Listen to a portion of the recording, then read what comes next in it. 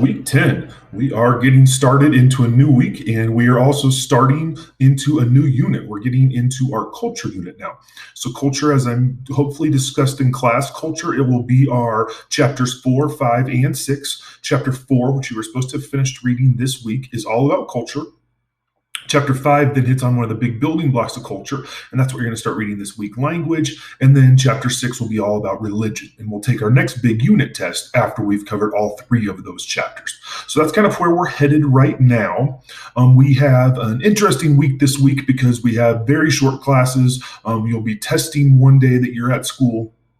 And so you'll only be in class for a limited amount of time, but we'll still be able to get some stuff done, including taking a quiz. And so I'm going to go over our plan for this week and the stuff that we have going on in week 10. Here's where the welcome video will be. We're in the file for week 10 on Schoology.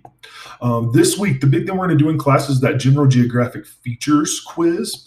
If you remember, there is a place location recognition assignment. This was in week 9.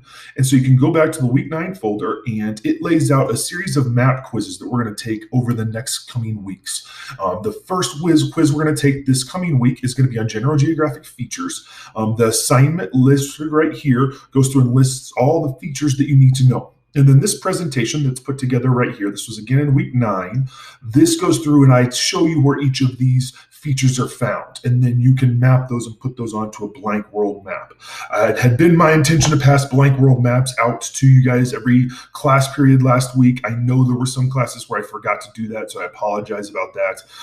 I just forget when some of the things that I'm supposed to do, but you need to label a blank map, and the blank maps are also available in this file. Here's the world map that you'll need for that. So if you have a printer, you can do it yourself, or you can just do that from a working document that you're working on your device. But you need to be ready for that quiz in class this week. So that's the first thing you want to be ready for. Next week, we're going to take the Western Hemisphere quiz. So you want to get ready for the quiz on the Western Hemisphere. And that's going to cover all the countries in North America, all of the countries in South America, and then all of the provinces in Canada, and all of the states in the United States. So you want to go ahead and start preparing ahead to get ready for that quiz that will be that week 11, the week of November 2nd through the 8th. And then by November 8th, so quite a ways out, you need to finish reading chapter 5. We're going to start reading chapter 5, the chapter on language this week, and then you're going to need to finish that up. All right, as I walk you through things this week, just one thing to know. I'm making my video, it's on Sunday. It's snowing outside right now on Sunday. I'm making a little bit earlier than I have in the past, and so I haven't finished building out everything yet on the site. And so I'm going to show you some places where things will be. They're not all there yet. Most of this stuff will all be there by Monday morning when you go to access this, but a few things might not show up until Monday afternoon or maybe even Tuesday morning. But I promise by Tuesday, everything that you need will be there and ready for you to access. So let's go through your week 10 to-do list. Here's the stuff you need to do this week. Make sure that you're signed up for the AP exam. Most of you have that taken care of, but if you haven't on AP Classroom, get that taken care of. You need to finish up taking that Unit 1 test free response question. I'm sorry about the issue with AP Classroom. It was I had no idea that they were going to have that website down all weekend. So some of you did that assessment right after you took it in class this week, but if you were trying to take it over the weekend, it wasn't available. The good news is it wasn't due anyway until Wednesday at 10 o'clock. So just make sure if you haven't taken that free response question section that you take that by Wednesday at 10 o'clock. If you have any issues with this, please let me know at least by Monday now if you have any issues accessing AP Classroom. The next big thing, so we took our Unit 1 test, and some people did very well on the test. Some people saw the areas where they have room for improvement. There is an opportunity to improve your grades. I noticed some grades did go down some when those test scores went in. A good way to improve your grades will be to do the Unit 1 test corrections. So just like the Chapter 1 test, I've made a Unit 1 test corrections activity. This time it's going to be worth the 15 points. They'll again go in the test category. So if you think your test, the part that's in so far, is worth 50 points, and you got whatever score out of 50, let's say you got a 35 out of 50 on your test, this is going to be an additional 15 points, and you'll get a full 15 out of 15. And so you could think that instead of getting a 35 out of 50, instead now you'd really have a 50 out of 65 on your test. And if you look at that percentage, that starts to improve your test and your overall score in the class. This activity, I went through and I tried to find a variety of review activities. This is something I think it would be worth worthwhile for everyone to go through. Those of you that did well on the test, you can still get those 15 points, but you'll have less work to do. But I also tried to include some good review on a bunch of different content. So I spent a lot of time finding visuals and all kinds of good information to review the content from Unit 1. So I'd recommend everybody look through this and do corrections and look over the ones that you didn't get wrong and just pick out any new information, because there is some stuff there that we hadn't covered in other ways that I included in my coverage in the corrections activity. So complete that corrections activity. Get ready for that quiz that we're going to take in class, your General Geographic Features quiz. Get ready for that quiz in class. Start working on the quiz for next week. All the research they've done about how we prepare well and get ready for quizzes, especially map type quizzes, is that if you study for a few minutes every day for a week or two, you do much better than if you try and jam it all in the night before the quiz. So hopefully you've already been studying a little bit for these General Geographic Features quiz, and now you should start adding the Western Hemisphere. One thing I've done to help that, the General Geographic Features quiz is a hard one to find games to play to review. But all of our upcoming map quizzes, we're going to do one on the Western Hemisphere, then we'll do one on Europe, Asia, and Africa. And all of those regions have great games that are available online. And so I said right here, view the Schoology page with games and activity options to prepare for next week's quiz. And what I did right here in my Schoology page for this week, I've just made this page right here that says where did I make it? Resources to prepare for map quizzes. This page right here. You're going to open this and we'll have a series of resources. And this is where I need your help. I haven't started working on this yet, but at some point Monday or Tuesday, I'll go and find a few games you can play online. What I would like you guys to do is, as you find additional resources, as you play additional games, as you find these activities, because my students are always way better at finding this than I am, please just share a good experience with me. If you find a good app, send me a link to it, send me the name for it, let me know what's going on with it, and then we can share that resource for other students in the class. And so that is available for you as well. You need to start reading this week. You need to start reading Key Issues 1 and 2 in Chapter 5. So this week, you're going to start reading the first half of Chapter 5's Key Issues. You want to look at the review materials for Chapter 5 to do that. And so I've made a file online with the Chapter 5 review materials. I haven't entered those in yet, but they'll be there by the time I see you, or by the time you're into this material. So get in and look at those as you start in your reading in Chapter 5. There is a presentation that's called Diffusion of Folk Housing in the United States, and there will be a PowerPoint in my video presentation. Make sure you watch that video and view the PowerPoint as you watch. You will then view a presentation accompanying a reading called Culture And. So there's a reading you're going to do with Culture And as you read, you should watch this video that will have you pick out the key information as you read. And then here's the big thing we're going to do, a Flipgrid activity. I've made a file right here for a Flipgrid activity. One thing that you guys have noticed probably about the class is that I like this Flipgrid tool. I think it's really helpful for me to hear your voices, hear you talk about geography, and for me to give you immediate feedback. It's also helping me because it's a little bit faster than trying to read your writing in some situations. And this also leads to one of the big issues I'm having this year. In most years, I don't have as difficult a time as I'm currently having staying caught up with the work that my students are submitting. You guys are turning work in, it's great, and I'm trying to grade as much as I can, but I'm also trying to add all this information on Schoology and build all these different activities, and it's been taking me way too much time. And the biggest thing that I'm not able to do this year is grade your key term slides. And so what I've decided to do is I'm not going to be grading those anymore. I graded Chapter 1. I want you to keep making those going forward, but I don't have time to give feedback on all of those at a level that's really going to be that helpful. So I want you to do that or have some way that you're studying those key terms, but I'm not going to be grading those for credit. What I'm going to be doing instead is creating a Flipgrid activity for each of the individual chapters and the key terminology in those chapters. And so if you look right here, here's going to be our Chapter 4 Flipgrid activity, and I haven't built it quite yet, but it'll be there and ready for you to go. You're going to be assigned a term from Chapter 4. And then it's going to be your job to describe that term correctly and give an example of the term for the class to use, and so they can go and find that information for Chapter 4.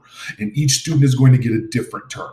We have many more students, about 100 students, and they're somewhere between 25 and 30 terms. And so here's going to be an opportunity to also gain some extra credit. If you're the first student that creates a Flipgrid that has a term defined correctly and a good example given, you're going to be able to receive 15 points out of the 10 possible points. So you get 5 extra credit points in that geographic analysis category. Don't worry though, if you're not the first person to do it, or you are a little behind, you don't do it right away. If you then do it, make your Flipgrid after someone has already defined your term, because there's going to be 3 of you that are 3, maybe 4 of you that will all be assigned the same term, you can still get the full 10 points for providing a new example. There's no reason for us to restate the definition again, but you'll provide a new example. All this will be explained on the Flipgrid file page when you open that up, and I will go through that in detail. And I'm going to work on that either Monday morning or maybe on Tuesday at the latest. So that's the new activity. At some point, my plan is to go back and build Flipgrid activities we're reviewing for the test for chapters 1, 2, and 3. And then do this going forward. And so there shouldn't be any confusion. And then I'll do it just like always, where it'll stay hidden until you've made the term correctly. And I'll have made sure that that information is accurate. Then I'll release it for everyone. And so when you go in by the end of chapter 4, you can go into Flipgrid and find all of the key terms for chapter 4 and a student's definition and example that Mr. Ketterland has approved and said, yep, that's an accurate and correct example and definition for each of the key terms. That way, everyone will have access to appropriate definitions and examples for all the key terms, and will have an opportunity to participate, and I'll get to see that you're doing that work on at least one of the terms. So that's the plan. We're going to try it for chapter 4 right now. This is a new idea I had while I was raking the yard earlier this week, and I think it should be a good way for both me to be able to get more of my work done more efficiently, and for you to participate in class, learn from one another, and most importantly, have a resource that's there for you to go back and access any of that key terminology. So go back to that Flipgrid and you'll see all the terminology. And that's one thing I'm going to have you do. In your comment that you're going to make on your Flipgrid, you're going to write the term. And so people can search the Flipgrids by their friends if you want to see what your friends, the work they did. But you can also search it by the term and say, oh, here's the term I need to make sure I understand. I'm going to go listen to this person's Flipgrid description of the term as I prepare for the test. So that's my big new idea. I'm hopeful that that will work, and we'll give it a go and see. We might have to adjust, but that's the new plan. And I'll tell you a little bit more. I'm probably going to end up making a video about that in that section when I build the Flipgrid activity.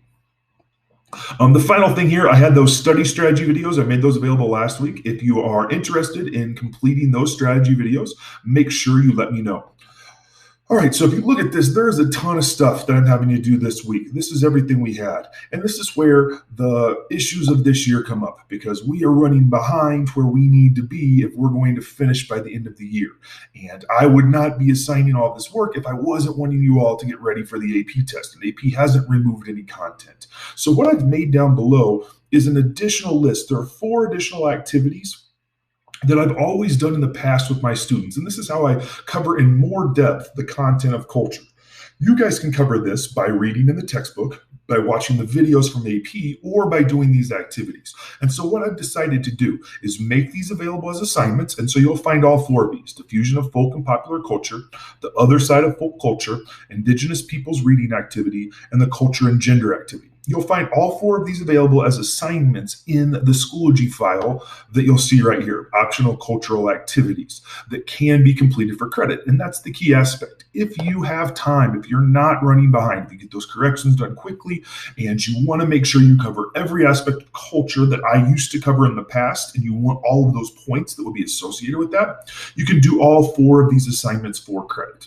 If you have time to maybe do 1 or 2 of them, you can get credit for it. If you are running behind, you're focused on test corrections this week, then just know you still are responsible for all the material about culture, because we still need to get ready for the AP test. But none of these assignments are going to count against you. They will just stay blank in the gradebook if you do not complete any of those 4 assignments.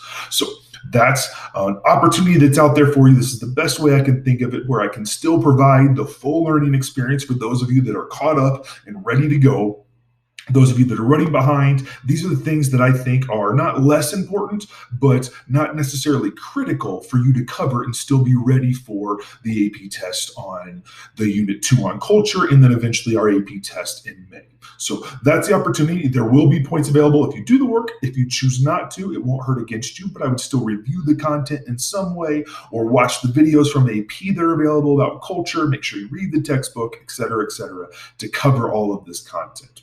And that's something I've known for years. I know for years not all of my students necessarily do all the reading at home. And so I've done activities like this in class to cover the content that maybe students weren't reading at home. This often reemphasizes the things that you're reading at home. So if you've done the reading, doing this again will only provide more and greater depth of your understanding. And so this is where you just need to decide, how do I best need to balance and juggle my life? Do I want to pursue and get all of the possible points? Or do I feel like I've covered culture well enough? Do I learn more by watching the videos that AP releases? And then ultimately make your choice. So that's the final thing that we have going on this week. Only thing else I have listed down here are the things that we have that we're going to start working on in class. And basically, we're going to take that quiz in class, and then I've got a couple very short activities about culture, because I'm only going to see you for about 45 minutes in class this week. I hope things are going well. Please let me know if you have questions. Hopefully I see everyone working hard on those Unit 1 test corrections, and I will talk to you all later in class this week.